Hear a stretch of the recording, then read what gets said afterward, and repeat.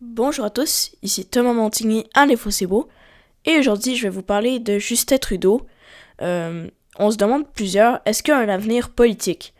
J'ai déjà fait, j'ai déjà couvert le sujet en écrivant un article, en ayant fait un podcast qui se nommait La suite pour les libéraux, et j'ai parlé de plusieurs investissements. Mais j'aimerais faire un retour sur c'est quoi ces techniques qu'il pourrait utiliser pour remporter contre Poilievre les prochaines élections.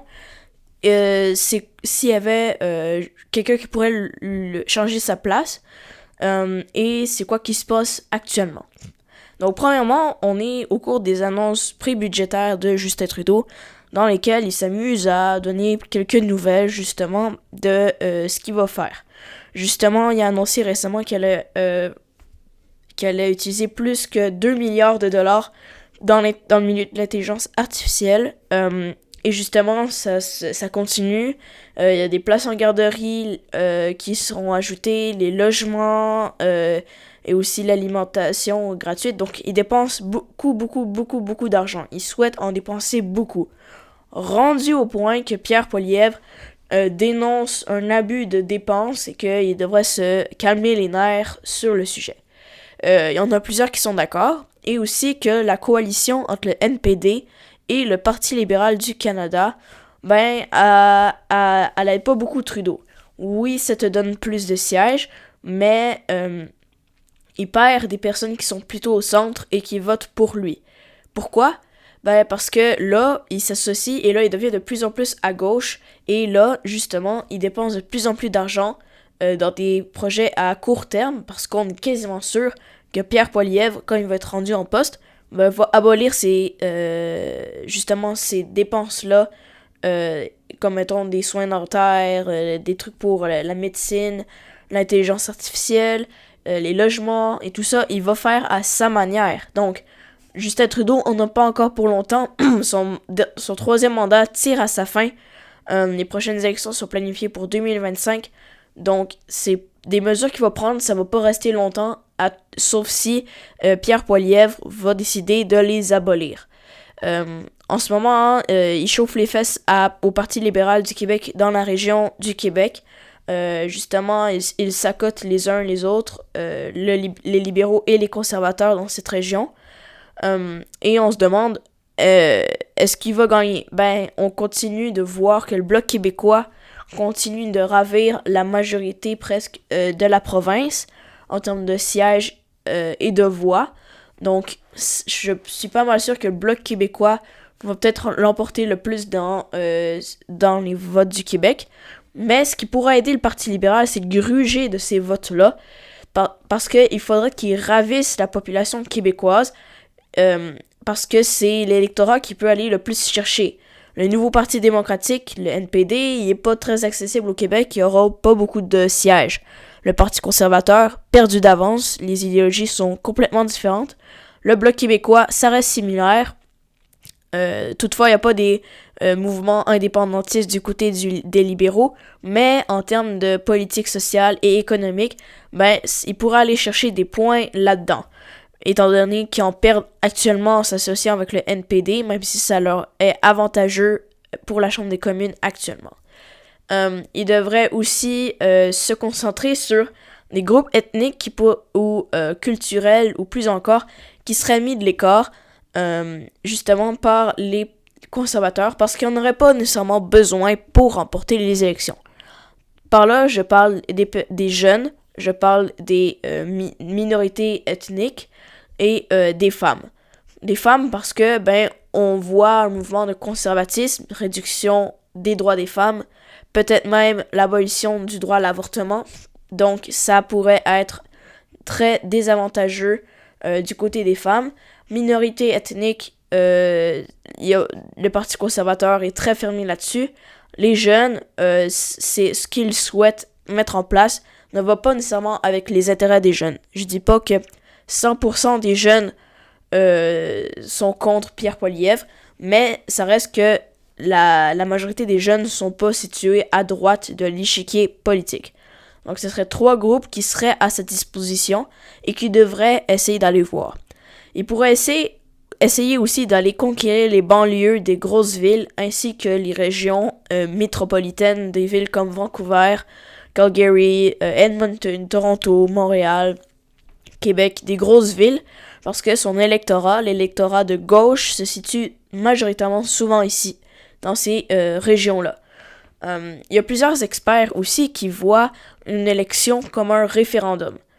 C'est pas une question comme est-ce que vous voulez l'indépendance du Québec ou non, mais c'est plutôt est-ce que vous voulez garder ce gouvernement en place. Essentiellement, c'est ça, parce que c'est ça les deux choix. C'est un gouvernement qui le remplace ou le gouvernement reste en place. Donc, il y a deux choix, puis tout ça se traduit par le niveau de confiance de la population, et il est extrêmement bas. Il y a plus de 80% de la population canadienne qui dit qu'un changement de gouvernement de premier ministre à tout moins est essentiel. Mais justement, il y en a le tiers d'entre eux qui pensent qu'il n'y a pas quelqu'un d'assez compétent en ce moment qui pourrait le remplacer. Mais là, je vous parle pas des personnes qui le remplacent dans son parti. Peut-être que Justin Trudeau pourrait se faire pousser de son poste et se faire remplacer par un ou une ministre ou d'autres personnes qui ont des idées plus libérales. Des exemples, on a juste la vice-première ministre et la ministre des Finances, Chrystia Freeland, qui jouerait un rôle assez essentiel. Peut-être qu'elle ne viendra pas chercher autant de votes du côté des Québécois, étant donné qu'elle parle pas très bien français, sans être méchant. Il y a aussi le ministre de l'Industrie, François-Philippe Champagne, la ministre des Affaires étrangères, Mélanie Joly, la présidente du Conseil des Trésors, Anita Anand, et finalement l'ancien gouverneur de la Banque du Canada, Mark Carney. Donc il y a plusieurs exemples. Mais ce qui rentre dans la ligne de mire, c'est est-ce qu'il y a quelqu'un qui peut tant bien performer au Québec, dans les régions francophones, partout au monde, et au Canada, et dans le reste du Canada. Parce que, essentiellement, dans les noms que je viens de vous nommer, c'est soit qui performent bien, ou qui sont appréciés du côté du Québec, ou soit du reste du Canada. Mais, rendu là, il n'y en a pas qui comblent les deux. Parce que ça fonctionne pas très bien. Il n'y en a pas qui ravissent les deux. Donc, justement, Justin Trudeau, les experts pensent que ce serait une bonne idée de le garder. Parce qu'il n'y a personne d'autre qui serait assez bon pour remplacer Pierre Poilievre. Pourquoi? Ce que je viens de vous dire. Il y a aussi beaucoup d'expérience. Ce serait son 4e mandat. Il est de la famille politique. Son père qui était ancien premier ministre. Et aussi, les gens le connaissent bien et il ravit tant, je le dis à différents degrés, le Québec et le reste du Canada. Pourquoi le Québec? C'est parce qu'on constitue environ 20% de la portion démographique du Canada. Donc, ce qui est assez énorme. Mais justement, ce qui entre en compte, c'est qu'est-ce qu'il devrait critiquer de Pierre Poilievre. Souvent, on le voit critiquer le fait qu'on pourrait qu'il ressemblerait à Donald Trump, qu'on pourrait lui comparer à Donald Trump. Mais ça n'a pas l'air de fonctionner. Parce que là, maintenant, les gens sont tellement plus d'accord avec Justin Trudeau qu'ils sont rendus à ne plus l'écouter. Erreur après erreur après erreur, les gens en ont marre et n'y prêtent plus attention à Justin Trudeau. Ça serait la fin justement peut-être d'un règne long, que ça fait longtemps que les libéraux ont dépassé les conservateurs. Oui, il y a eu quelques mandats de conservateurs, mais ça fait extrêmement longtemps qu'il n'y en a pas eu. Puis, qu'est-ce qu'il devrait faire à la place? Il y en a certains qui pensent qu'à la place de le comparer à Donald Trump des extrêmes de droite, il devrait le comparer il devrait critiquer c'est qui son équipe de ministres. Il n'y a pas de ministres qui sont peut-être assez connus, assez compétents dans les domaines. Il n'y a pas de personnes qui ressortent de l'équipe conservatrice dans laquelle ils pourraient remplacer certaines personnes dont Mélanie Joly, Chrystia Freeland à des postes importants qui sont essentiels pour le bon fonctionnement de la politique canadienne. Donc il faudrait faire le point sur justement le fait que leur équipe est peut-être pas assez solide qu'on le pense. Là, il faut aussi qu'il se prépare à un prochain mandat sous Donald Trump qui pourrait arriver. Dans ce cas-ci, c'est différent des prochaines élections américaines, parce que les élections américaines, c'est du coude à coude, c'est quasiment 50-50 dans les élections, dans les intentions de vote.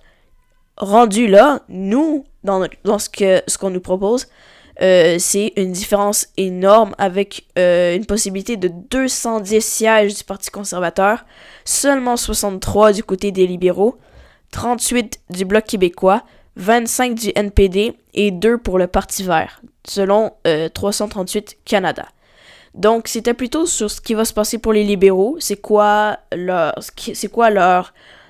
voie d'issue, les voies de passage qu'ils pourront utiliser pour remonter, quel groupe ils devront ravir, qu'est-ce qui manque à Pierre Poilievre, c'est quoi qu'ils devront faire, est-ce qu'un changement de premier ministre ou de candidat libéral serait bon, qu'est-ce qu'il faut faire pour convaincre la population, et un peu tout le contexte autour des prochaines élections qui s'en viennent assez rapidement, dans une dizaine de mois environ. Donc, merci d'avoir écouté, c'était Thomas Montigny à l'Info C'est Beau.